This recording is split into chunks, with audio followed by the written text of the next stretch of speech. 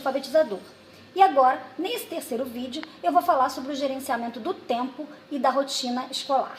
Então aproveita, preste atenção nesse conteúdo que eu vou passar para vocês. Esse conteúdo também está em forma de texto no blog Letra Viva do IDC Pro. O link para acessar o blog está aqui logo abaixo desse vídeo. Mas vamos falar sobre o gerenciamento do tempo e da rotina escolar. Como fazer para organizar esse tempo no dia a dia da nossa semana, do nosso mês, do nosso bimestre, do nosso ano escolar. Esse fator tempo, ele desempenha um papel decisivo na configuração das propostas metodológicas das escolas. Numa perspectiva racional, essa variável temporal, ela seria o resultado e a consequência das decisões tomadas em relação às outras variáveis, como, por exemplo, a sequência didática, o tipo de atividade, a organização dos conteúdos, para além da necessidade e, sobretudo, dos menores de orientação no tempo e de segurança pessoal. Então, o que isso significa? Significa que essa variável do tempo, quanto tempo eu vou levar para desenvolver uma atividade na sala, vai depender do conteúdo que o professor estiver trabalhando, dessa sequência didática, de atividades, se ele está fazendo um lançamento, se ele está fazendo uma fixação, se está fazendo uma revisão, quanto tempo ele vai demorar para isso. E as crianças menores, elas precisam de uma orientação de tempo e de se sentir seguras para realizar aquela atividade, fazer aquilo com tranquilidade, com calma, no tempo delas, no tempo adequado para que elas possam realizar essa atividade. Então, em geral, o tempo, ele parece ser um fator intocável, Os períodos de meia hora, 1 hora, determinam o que é que o professor tem que fazer e não o contrário. Então, apesar de não existir nenhum estudo científico, que conclua que a hora é o melhor tempo para aprender, ou seja, o intervalo de 1 hora, ou meia hora, ou de 45 minutos, essa distribuição horária em frações homogêneas, exerce uma forte pressão sobre a possibilidade de atuação na aula. Então, aquelas aulas onde o professor é único, então ele pode dispor de todo o tempo, até é mais fácil de se gerenciar esse uso. Mas escolas onde há mais de um professor na sala numa mesma classe, então entra um professor, sai outro, esses tempos e frações horárias é que determinam quanto tempo vai demorar a atividade. Então, muitas das boas intenções dos professores, elas podem fracassar se o tempo não for considerado como uma autêntica variável nas mãos desses mesmos professores, Então, para utilizar conforme as necessidades educacionais que se apresentam a cada momento. Então, esse tempo, ele pode ser usado de forma positiva, como ele também pode acontecer de forma negativa se o tempo utilizado para cada atividade não for adequado para aquela determinada atividade que o professor realmente está querendo desenvolver.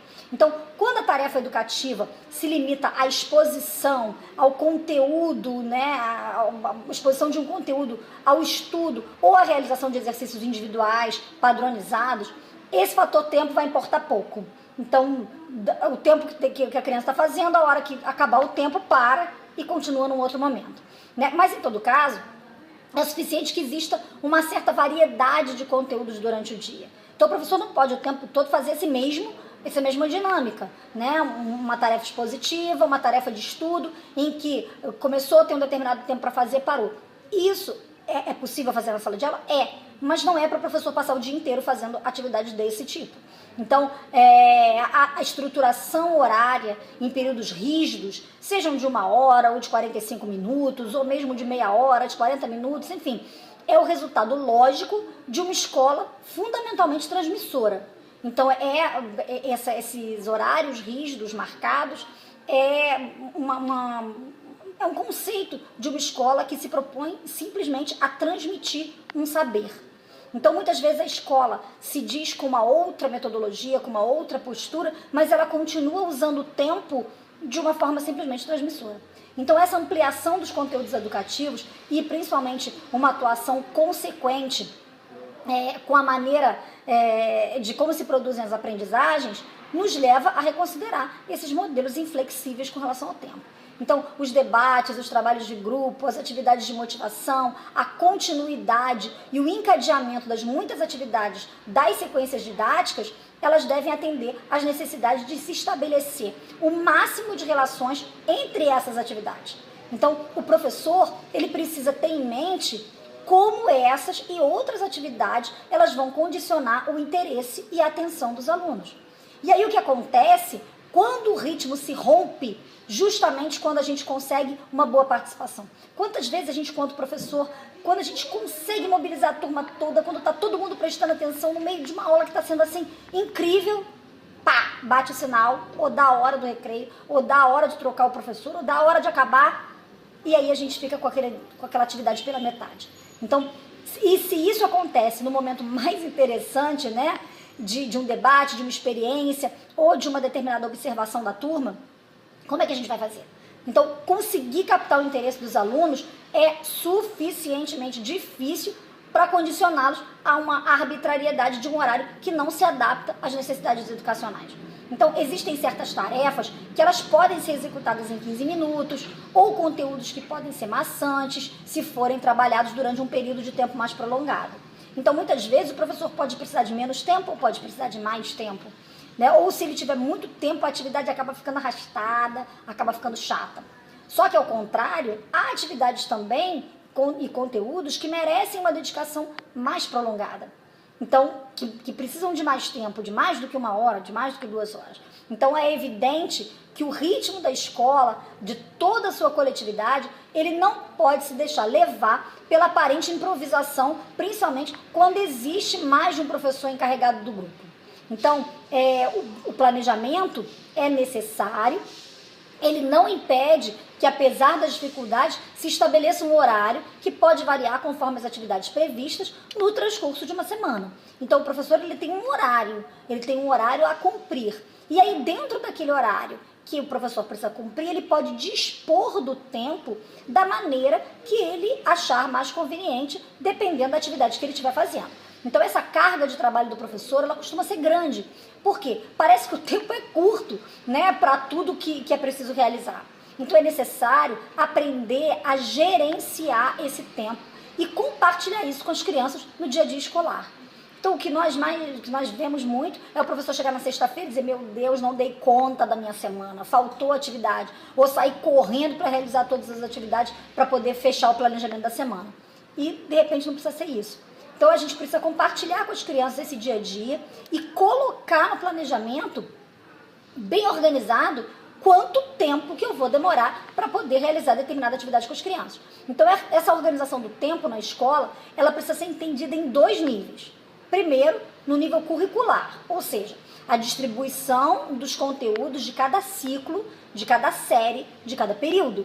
Ou seja, será que o conteúdo que eu tenho durante o ano, ele vai caber naquele ano? Está adequado para o ano letivo?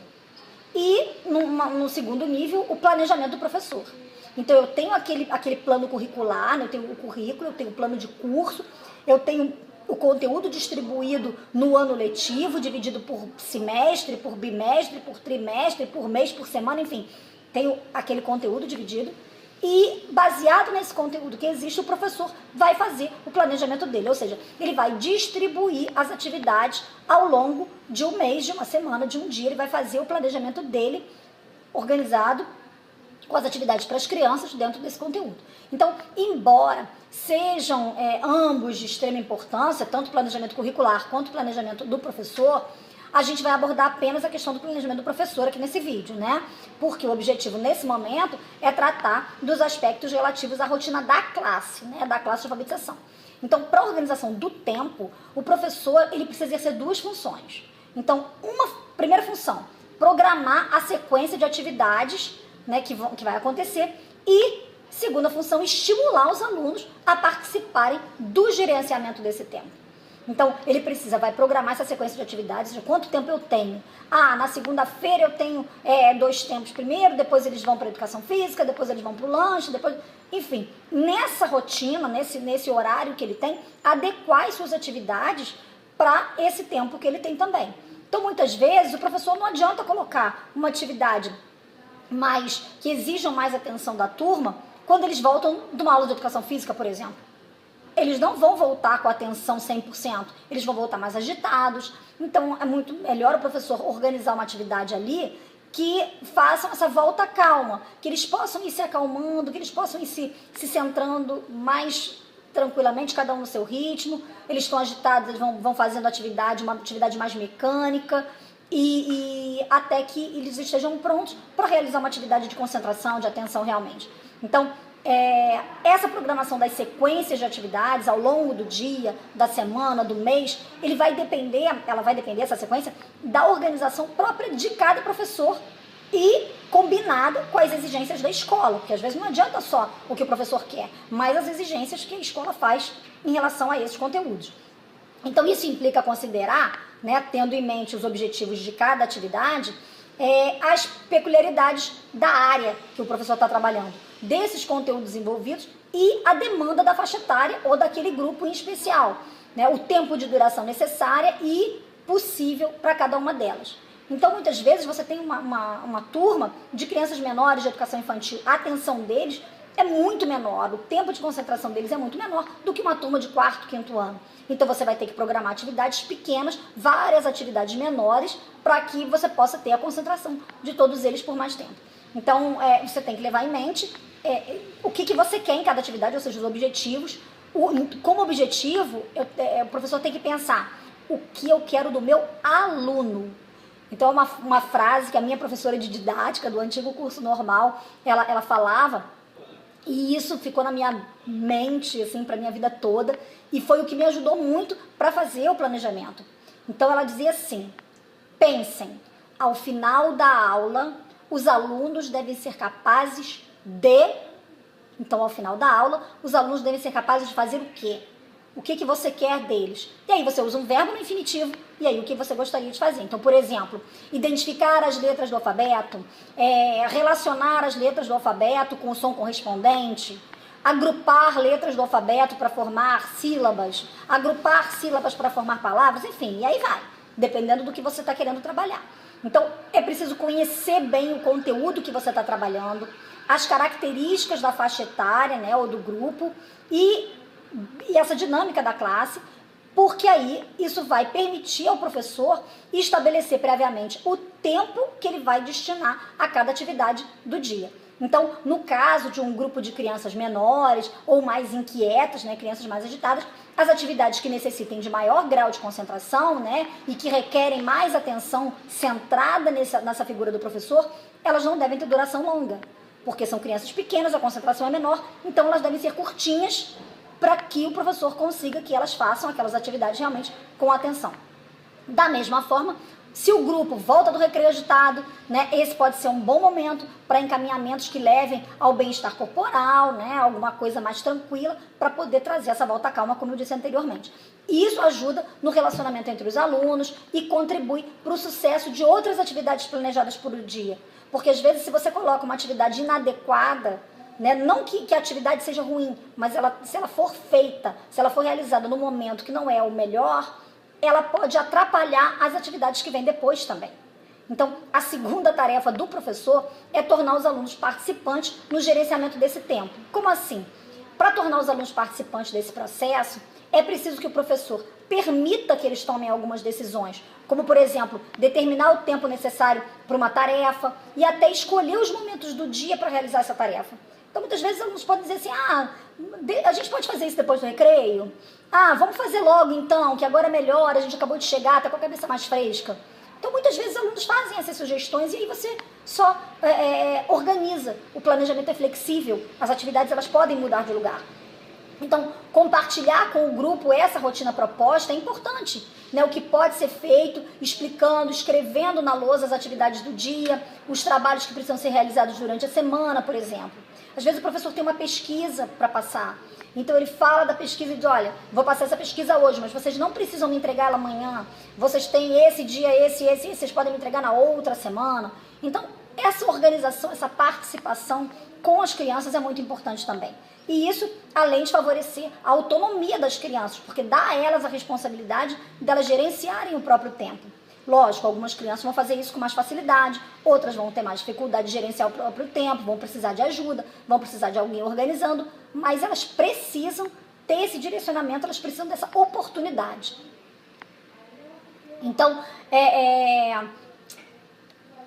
No caso das crianças menores, essas atitudes são importantes porque o seu controle sobre as atividades, elas não se baseiam nas horas, nos minutos, né, mas muitas vezes no conhecimento que elas têm da própria rotina da classe.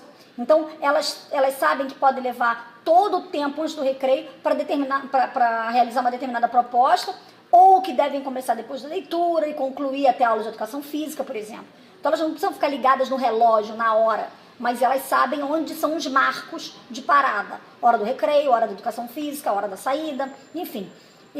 Com isso, elas podem também se orientar para as atividades permanentes, né? As atividades permanentes são aquelas que fazem parte da rotina. Então, como eu falei, hora da saída, hora da entrada, hora do recreio. E com isso, elas ficam sabendo em que dias elas vão ter as aulas de arte, vão ter as aulas de educação física, né? Ou quando acontecem as rodas de leitura, e entre outras atividades que o professor possa criar no seu dia a dia, por exemplo. Então, na elaboração da rotina diária e do planejamento semanal, quinzenal, mensal, enfim, cabe ao professor considerar mais um fato também: a flexibilidade para ajustar a rotina planejada às circunstâncias. Então, como o fato de, por exemplo, chover e não ser possível deixar as crianças irem para o pátio na hora do recreio, ou fazerem aula de educação física na quadra, né? O grupo provavelmente vai estar excessivamente agitado, né? E não vai ser produtivo realizar uma discussão coletiva, por exemplo, ou fazer um trabalho de grupo com aquele grupo que não teve educação física ou não foi para o recreio porque estava chovendo. Então, você tem que planejar uma outra atividade que deixe eles mais livres para que eles possam gastar essa energia, mas ao mesmo tempo fazendo alguma coisa que esteja planejada ou que seja produtiva. Então, ou as crianças podem levar mais ou menos tempo para realizar essa tarefa, já que eles podem estar mais agitados. Então, da mesma forma, é preciso ser flexível também quanto aos temas de trabalho. Ou seja, evitar, por exemplo, quebra, cortes artificiais no desenvolvimento de uma atividade. Ou seja, interromper uma proposta importante que esteja contando com o envolvimento das crianças apenas porque a gente precisa seguir uma rotina planejada. Não, agora a gente vai parar aqui e vamos continuar amanhã. Às vezes você quebrou o raciocínio deles, às vezes você quebrou uma atividade que poderia ter continuado, então, só porque estava planejado. Então, de repente, será que não era melhor continuar até eles realmente cansarem ou até realmente não estar sendo produtivo, e aquela atividade que você tinha planejado para fazer, deixar talvez para um outro dia ou para o dia seguinte? Então, elaborar uma rotina para um grupo, ela pressupõe considerar esses elementos analisados, né, e planejar a constância e a surpresa. A criança precisa ser surpreendida. Ela gosta e ela produz quando ela é surpreendida. Né? As atividades que estão no planejamento, elas são essenciais, né, tão importantes que elas se repetem durante todo o ano. Então, tem atividades que são fixas, né, são aquelas que atuam para os alunos como indicadores da passagem do tempo. Então, elas dão referência e são úteis para toda a vida escolar. Mas, para que os dias escolares não sejam chatos, não sejam repetitivos, sejam interessantes, o professor ele deve estar atento e promover, eventualmente, as surpresas. Né? Trazer alguma coisa, fazer dias diferentes, quebrar a rotina, explorar outros ambientes da escola. Né? Tudo isso pode tornar a turma mais unida e a vida em grupo mais dinâmica e as suas aulas, né, professor, muito mais interessantes. É muito legal quando a gente chega na sala e diz assim: hoje vamos fazer um piquenique. Em vez de lanchar no refeitório, nós vamos lanchar na quadra. Imagina o que eu trouxe para vocês hoje. Vamos ter uma aula no pátio, vamos fazer uma caça ao tesouro. Certamente os alunos não vão esquecer daquela atividade e ela vai ser muito produtiva, vai atender os objetivos. Então, procurar atender aos interesses do grupo sem perder de vista os compromissos escolares, ele pode ser motivador e fundamental para garantir que os alunos gostem da escola, sintam-se desafiados a aprender, porque a criança gosta de ser desafiada, né? E estejam envolvidos com os projetos propostos e com certeza deem resultado para a aula que o professor quer dar e com certeza sejam alfabetizados ou aprendam necessariamente não só na alfabetização, mas na educação infantil, no ensino fundamental, com mais prazer, de uma forma mais dinâmica, de uma forma mais legal. Então, gostaram desse conteúdo? Esse conteúdo também está em forma de texto no blog Letra Viva do DC Pro. O link para acessar o blog está aqui embaixo do vídeo. Aproveita, curte esse vídeo, dá o ok, coloca que você gostou, o like, né? Se puder, compartilha, se inscreve no nosso canal para receber outros vídeos em primeira mão. O que eu tô falando aqui também tá no meu livro Alfabetização Completa. E se você quiser adquirir o livro também, o link está aqui embaixo da nossa loja virtual para adquirir o livro. Se não, você pode entrar em contato com a gente pelo e-mail, por telefone, que a gente explica como é que faz para adquirir. Quer saber mais sobre alfabetização? O IDC Pro tem vários cursos online e presenciais sobre esse tema, né? Eu sugiro o curso online Ambiente Alfabetizador, que é o que trata esse vídeo aqui agora, né? Então, para saber mais, é só acessar o site idcp.com.br, clicar nos cursos online e saber mais sobre o curso Ambiente Alfabetizador ou sobre outros cursos na área de alfabetização que você queira, né? Os cursos online do IDC Pro são 100% online. Você estuda onde e quando quiser, não precisa formar turma, as turmas já estão formadas, você só vai entrar e fazer no seu tempo, no seu ritmo. Depois tem um certificado quando você termina e você recebe esse certificado por e-mail e depois por correio. E enfim, aproveitem bastante, inscrevam-se no canal, curtem esse vídeo, comentem, compartilhem com quem você acha que possa gostar desse conteúdo. Tudo de bom pra você e até o próximo vídeo. Beijo no coração.